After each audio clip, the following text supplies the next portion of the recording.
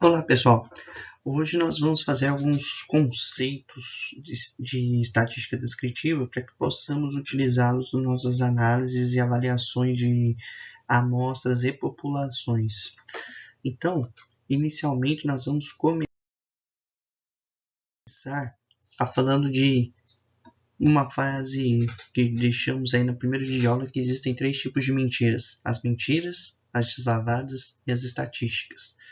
Por que Benjamin Disraeli, que foi um primeiro-ministro inglês, disse?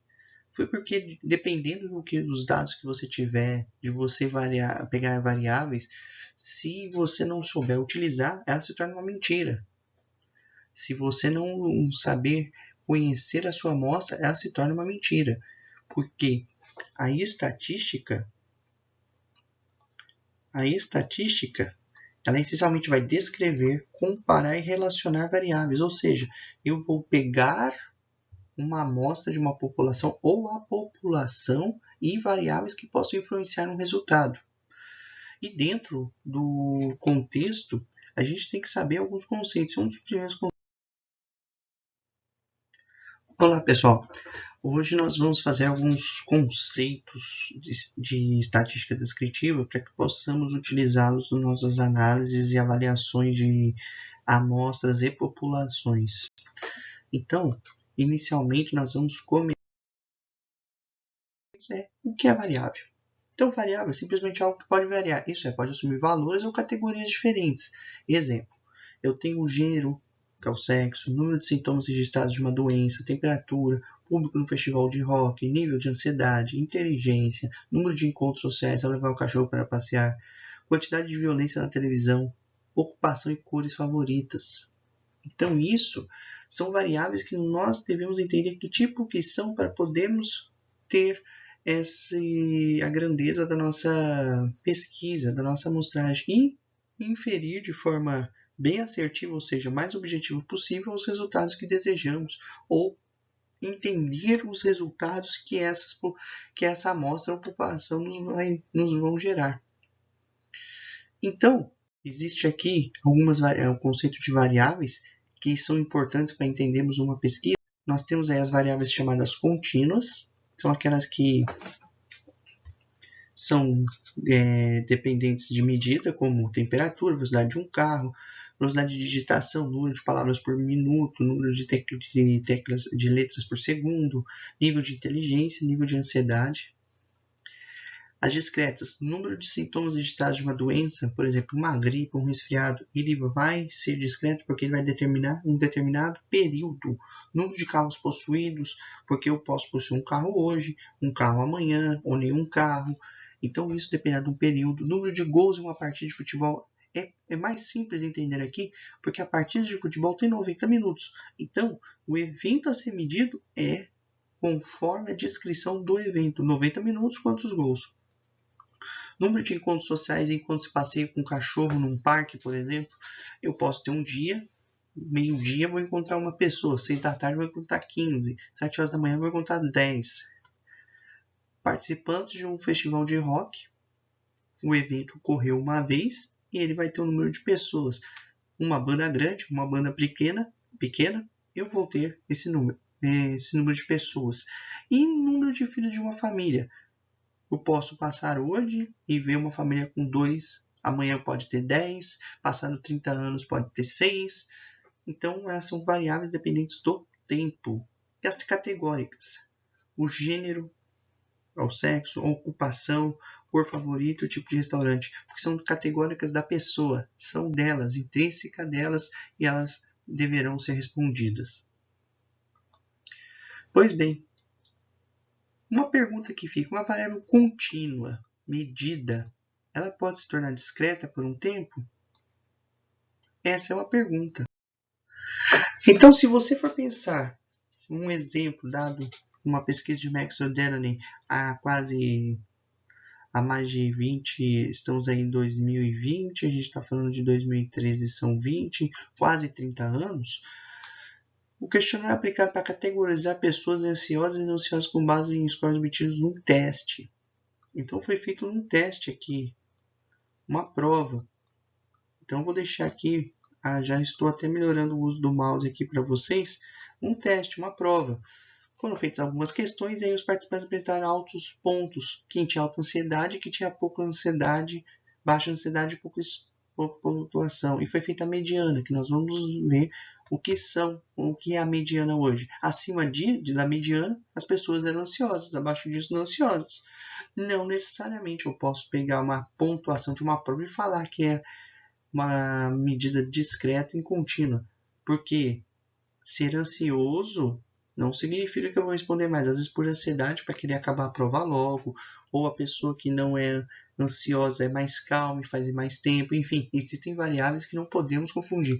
Então, dessa forma, temos que perguntar ainda, uma variável contínua pode virar discreta?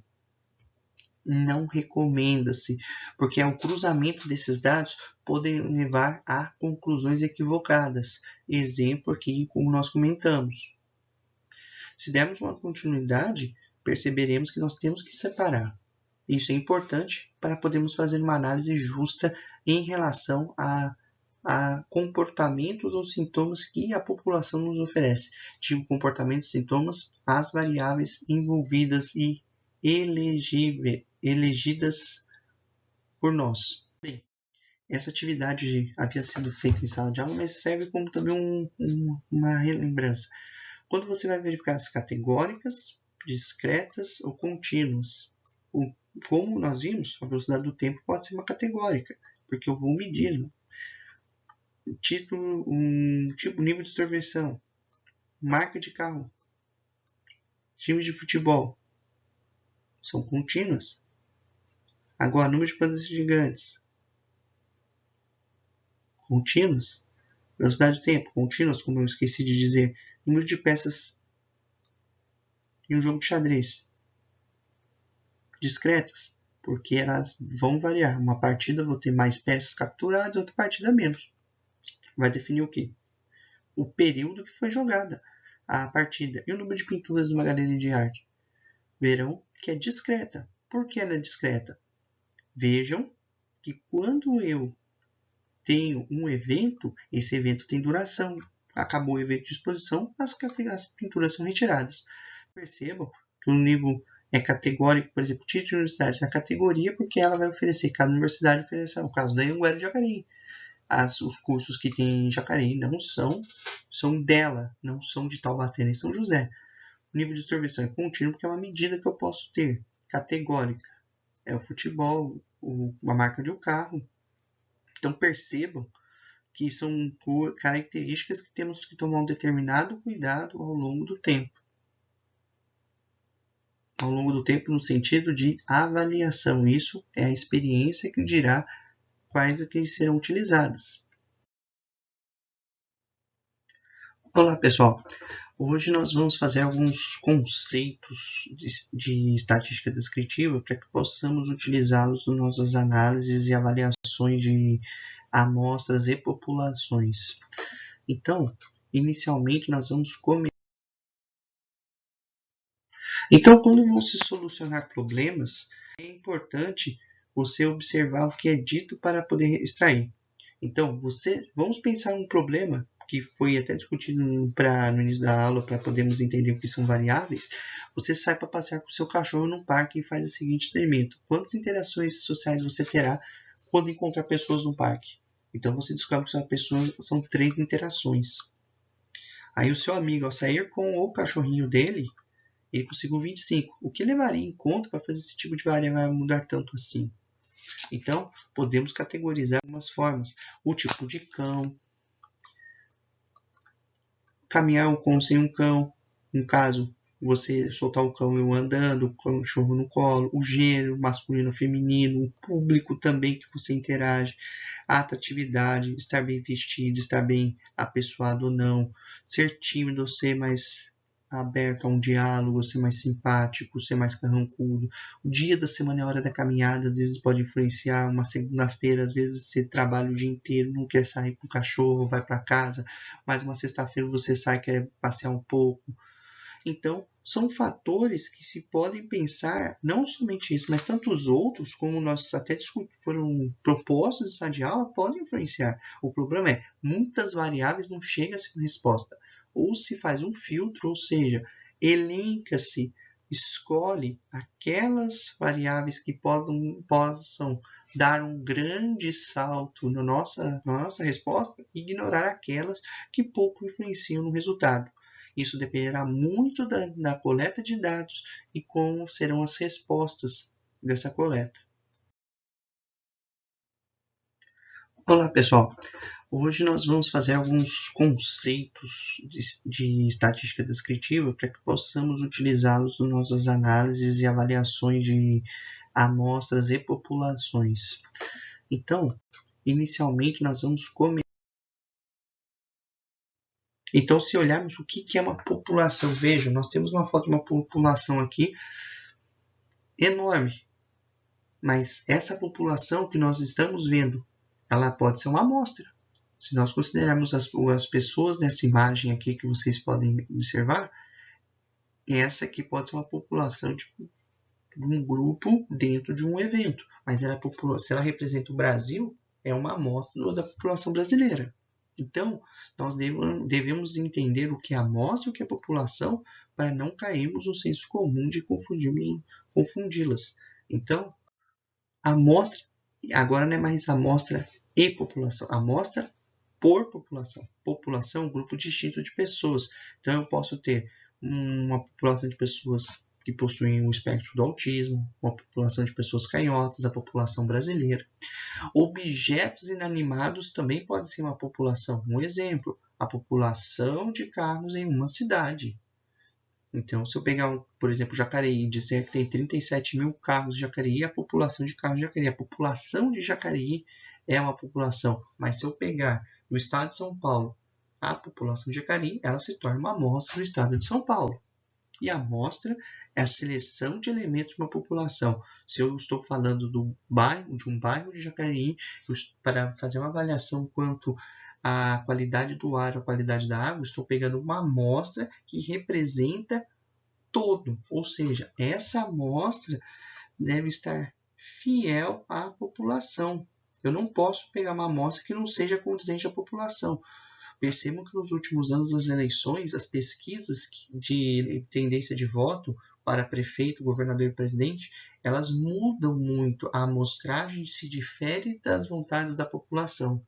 E isso é preocupante, porque a amostra tem que ser representativa à população e não um dado falseado em relação a isso. Pois bem, por que eu faço amostra e não faço população? Então vamos pegar um exemplo. Vamos supor que eu tivesse uma população aqui de faces felizes. Então, dessa população de faces felizes, eu pego aqui uma amostra de possíveis 5 faces, outra de outras 5, outras 5. Essas amostras devem ser representativas à população. Então, dentro de por exemplo, município de Jacareí, quando eu faço uma pesquisa de satisfação a um serviço municipal, eu tenho que colocar em consideração o quê? A população toda? Não. Uma amostra da população que representa o todo. E por que nós fazemos uma amostragem? Porque primeiro é o custo. Imagina você gastar milhões e milhões de reais entrevistando todas as pessoas de Jacareí. Então, é um custo menor e existe a conveniência para ter a resposta rápida. Então, quando se faz uma amostragem, eu vou pegar a amostragem ali e vou tornar uma conveniência para que seja representativa a população. Ah, mas existem casos que eu posso fazer a população? Sim. O censo, a contagem da população é necessário que tenha uma significativa apresentação da população brasileira ou da população da cidade, ou que represente o entorno, porque é a contagem total. Existem, e muitas vezes, o censo também pode ser até, existe alguns casos, que o próprio censo ele vai ter uma representação. Eu vou pegar amostras que são representativas, grandes municípios, grande concentração de pessoas que possam representar um todo. Então, pode-se fazer uma pesquisa, um censo, por exemplo. Porém, é mais custoso, é um pouco mais demorado e, porém, é o que realmente é. Então, como dito, era para que a amostra, em todos os casos, ela represente a população, mas, como um exemplo dito aqui, as eleições tomam como exemplo principal. Muitas vezes a vontade da população não é aquela apresentada em pesquisas. Cuidados em relação à escolha de uma amostra dentro de uma população. Primeiro, você tem que conhecer bem a população a ser estudada, porque quando você for tirar sua amostra ou fazer a amostragem, ela tem que ser representativa para que não estejam falhas nos resultados. E quando você faz a amostragem, você vai aplicar a estatística inferencial, que é aquela que generaliza, ou seja, aquela amostra representa a população. E se eu não conheço bem minha população, não conheço o perfil, a minha amostra é falha e isso pode gerar consequências. E isso é o que estamos repetindo. A amostra tem que ser fiel à população. Pesquisas de satisfação, pesquisas de qualidade, elas devem representar categoricamente o desejo de uma população. Por exemplo, a população de alunos da Anhanguera. Se eu pegar uma amostra, eu tenho que ver a qualidade, medir a satisfação ou a qualidade do sistema aplicado pela Anhanguera, ela tem que ser representativa. Eu não posso pegar, por exemplo, uma sala que existem problemas, por exemplo, de problemas internos, problemas gerais que possam inferir. Isso não pode ser. Um exemplo disso é o nosso avaliar. Nosso avaliar, eu faço quase um censo, porque é a avaliação total de todos os alunos à instituição. E o resultado não pode ser considerado uma amostragem, porque a amostragem, ela nesse caso, ela pode não ser fiel, porque existem N fatores, N variáveis que possam interferir no resultado. Tá? Então, esse é um cuidado muito importante. Saber escolher sua amostra é conhecer muito bem a sua população. E existem tipos de amostragem. A amostragem de conveniência é aquela que a seleção é pertinente. O pesquisador escolhe a sua conveniência. Isso é ruim porque ela é tendenciosa.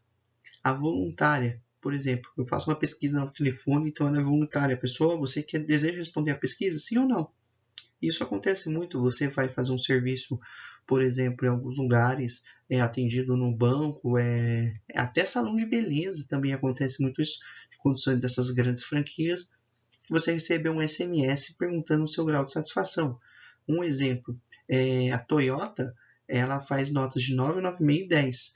10 excelente, 9,5 ótimo. A partir de 9 já aciona o seu problema de qualidade, mas ela é voluntária, você responde se você quiser. A amostragem aleatória é simples, você faz um sorteio das amostras, você faz uma organização e faz um sorteio generalizado de um número para poder ver a amostra que eu desejo responder. Pego um grupo de 100 pessoas, faço um sorteio de 5, 6, essas responderão. A sistemática, eu tenho uma ordenação conforme categorias, eu separo em grupos. Se eu tenho 20 pessoas, eu posso separar em 4 grupos de 5, 5 grupos de 4, 2 grupos de 10, e aí eu teria a resposta. A amostra aleatória estratificada, eu vou dividir em subgrupos, então cada subgrupo é chamado extrato. Por exemplo, eu posso fazer uma pesquisa de satisfação em relação a um tipo de comida de pão, de comida congelada, e depois eu ver quais são o perfil dividindo por faixa etária. De 0 a 16 anos, de 18, de 17 a 23 e por aí vai. E a amostragem por conglomerado. É um exemplo, por exemplo, vamos pegar filiais de empresa, mas vamos pegar as unidades da Anhanguera. Eu pego aqui, em vez de ser em filial de uma empresa, eu pego a unidade pego as unidades da Anhanguera, de Jacareí, São José, Taubaté e Pindamonhangaba. Se eu aplicar uma pesquisa sobre elas para um determinado assunto, a resposta que elas vão dar deverão refletir a marca. Isso se torna importante porque elas devem ser reflexo do todo. Então, você escolhe resultados conforme perfil, o mesma perfil, mesma empresa, mesma proporcionalidade de alunos por professores, por exemplo, e se aplica um tipo de questionário que possa ser representativo à instituição. Pois bem. Olá, pessoal. Hoje nós vamos fazer alguns conceitos de estatística descritiva para que possamos utilizá-los nas nossas análises e avaliações de amostras e populações. Então, inicialmente nós vamos começar.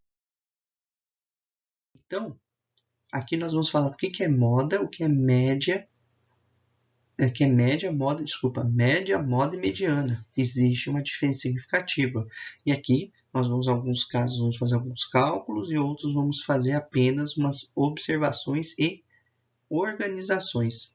Então, se vamos falar da média, por exemplo, dado aqui para vocês 1, 2, 3, 4, 5, 6, 7, 8, 9 números aqui. Opa! Dei uma exagerada, vou apagar aqui. São dados 9 números. Esses 9 números, para que eu saiba a média. A média é a soma dos números dividido pela quantidade. É um valor algébrico. É um cálculo que você faz. Aqui eu peço desculpas que... Só para vocês guardarem aqui, existe um parênteses, só para lembrar. Soma dos números, vou somar todos eles e dividir pela quantidade de números. A quantidade nós vimos. Aqui embaixo, 9. Em cima é a soma. Então, eu vou somar. A soma total deu 104. O total foi 149 dividido por 9 números. Então, eu vou ter uma média de 16,6, arredondando 16,6. Bom, o problema da média está aí. Se fosse a média de idade dessas pessoas, a média seria 16,6. Mas veja, eu tenho gente com 2 anos e eu tenho gente com 20 anos. Eu não vou ter todos aqui com 16 anos e poucos meses. 16,6 anos. Percebam que eu achatei a média, eu achatei os números. Então, tem cuidado, é um valor numérico, é uma conta, é um cálculo feito para se obter uma estimativa. Porém, uma outra forma de saber que pode nos auxiliar. A mediana, que é um outro valor a ser determinado, é o valor que está no meio da amostra. Então, a palavra que vocês devem guardar é centro da amostra. Então, uma das formas que eu tenho muitos resultados, eu posso fazer uma classificação usando Excel ou aplicar a função mediana, que é o valor central. Então, dados os números a seguir, determine a mediana. Então, se eu fizer a organização em ordem crescente de 2 a 25, percebo que eu vou ter aqui uma classe, um posto ou um ranking de 1 até 9. Então, percebam que o valor aqui, o segundo, 19 e o 5, estão na posição central. Por quê? Porque ao lado dele eu tenho 4 números e ao outro lado eu tenho 4 números. Eu tenho uma ordenação ímpar. Ou seja, 4 de um lado, 4 de outro, e esse 19 é o nosso valor central. Porém, vamos perceber o seguinte: se eu tiver adicionado 10 números, como eu vou obter a mediana de números pares? Números ímpares é o valor central. Se eu tenho 31 valores, se eu pegar o 16º valor, eu terei 15 números de um lado, e do 17º ao 31º, mais 15. E agora, quando eu tenho 10 valores? Então, eu faço a ordenação de novo, marco os postos, porém, eu tenho que fazer a média dos números centrais. Percebo que aqui eu tenho 4 à esquerda da posição 5 e 4 números,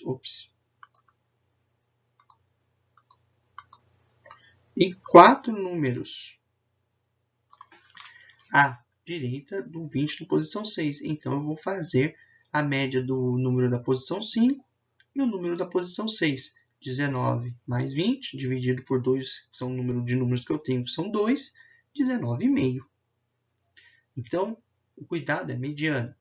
Quando eu tenho uma amostra de números ímpares, é o valor central. Par é a média dos dois valores centrais. Tá bom? Então, ficando aí claro em relação a isso, temos a última moda. Como usar a medida de tendência central? Então, esse é um exemplo que se pode pensar um pouquinho. Se nós olharmos o primeiro, tem uma média igual a 5,5, 10 números. Só que a mediana também é 5,5, porque nós fizemos aqui, se vocês usarem 10 números somados aqui, são 55, dividido por 10, em quantidade de números, 5,5 é a mediana. 5 mais 6, 11, dividido por 2, 5,5. Agora eu vou trocar o 10 pelo 20. Perceba o que vai acontecer. A média é 6,5 e a mediana é 5,5. Agora, vou trocar o 20 por 100. A média passou para 14,5.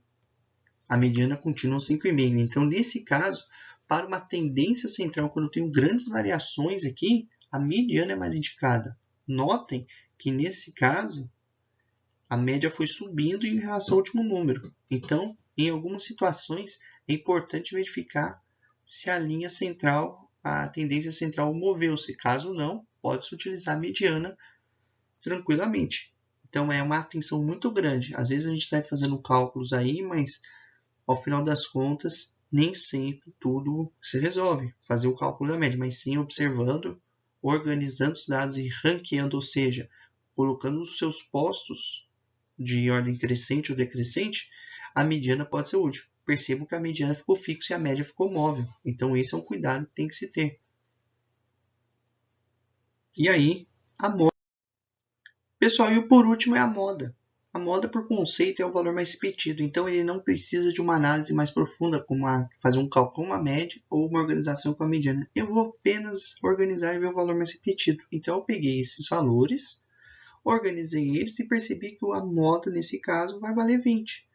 Porque 20 parece 3 vezes em uma medida, né, nessa amostragem. Então, o cuidado que você tem que ter com a moda é que muitas vezes a gente vai ter a média, vai ter a mediana, mas como vocês viram anteriormente, a gente não consegue. Nesse caso, sim, vimos a moda, mas há dados que nós não teremos essa repetição. Então, média e mediana são os principais e a moda conforme a análise da sua amostragem, tá? Então, pessoal, aí vamos fazer o seguinte.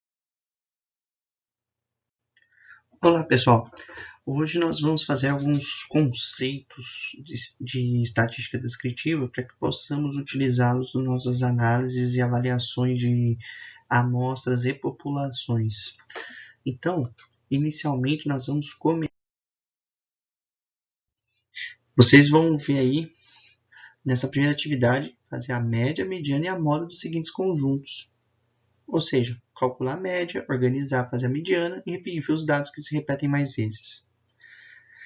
A segunda atividade é, desses 4, qual que é a medida de tendência central mais apropriada? Média, moda ou mediana? Tá? Então, vocês podem organizar aí e ver qual que vocês podem caracterizar como mais confiável. Tá? E a terceira atividade, eu vou deixar o link na descrição do vídeo, mas eu peço que vocês entrem. Vai estar o link também na unidade 2, seção 2.3 na aula. E vocês podem preencher até quinta-feira essa pesquisa, onde nós vamos usar os dados que vocês nos forneceram. Não precisam colocar o nome de vocês, é simplesmente responder as perguntas. Uma é a idade e outra é marcar xizinho, uma opção apenas, e nós vamos começar a fazer uma estratificação. E aí a gente vai explicar a aplicação da média, da moda, da mediana, a moda se aplicável, né? E nós vamos observar, fazer levantamento e vamos começar já a fazer representações de gráfico, fazer uma coisinha mais elaborada, tá bom?